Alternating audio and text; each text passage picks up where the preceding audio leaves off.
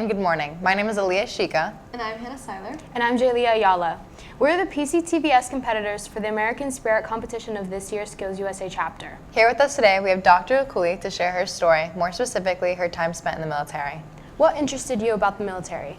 So I had initially learned about the military when I went to PCTI and joined the NJROTC Naval Junior Reserve Officer Training Corps. I had created a sense of camaraderie amongst my fellow classmates and ROTC members, and later I would learn more about the military and its branches and the effect that they make on the world. When did you decide to join the military?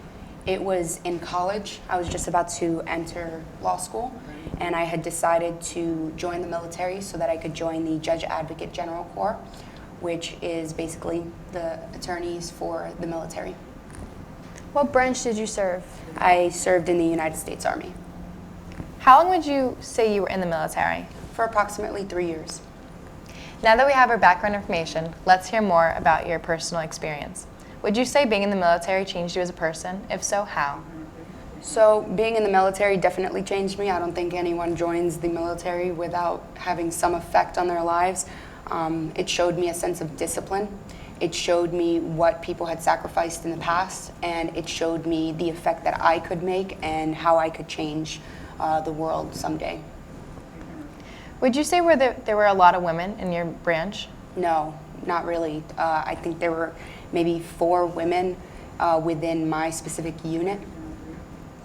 And would you say there were any major advantages or disadvantages of being a woman in your branch? I wouldn't say there's many advantages. I like to think that women have a little bit more of the wit and smarts. So for the Judge Advocate Generals, yes, there could be some advantages to having a woman in the military. But when it comes to physical strength that's required for all military personnel, it wasn't. It was a huge disadvantage to be up against the men.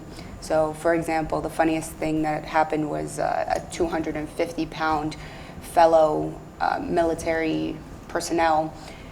We all had to train doing fireman's carries, and some of the guys wavered, and they were like, "I'm not picking him up. I'm not going to run across with this guy on my back." And so everybody partnered up, and I was the last to partner up, and he was like, "All right, I guess we're together." And I was like, "Oh, there's no way I'm gonna lift you." So, but I ended up lifting him up and running across and doing the training. But it was just, would I say that it was as easy as if I had some testosterone in my body to lift him up? No. So there were major disadvantages in terms of physical training, but when it comes to academics, when it comes to tactical maneuvers, some of the best people were women. That's great. And what is a core memory that you gained from that time in your life?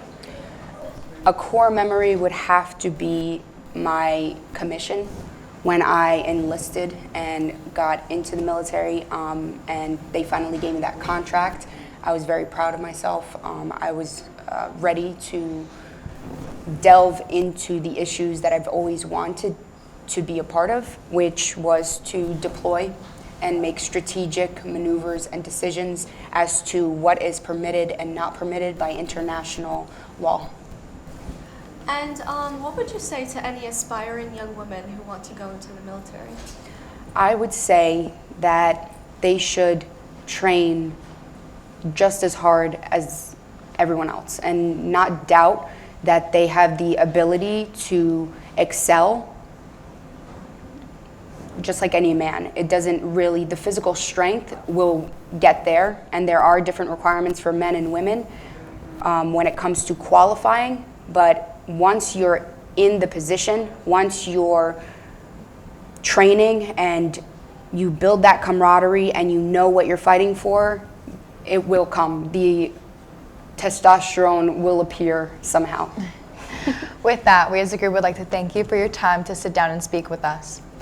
It's empowering to see such a strong woman in such an admirable field. Thank you so much for your service and to our country and helping and inspiring young women like us.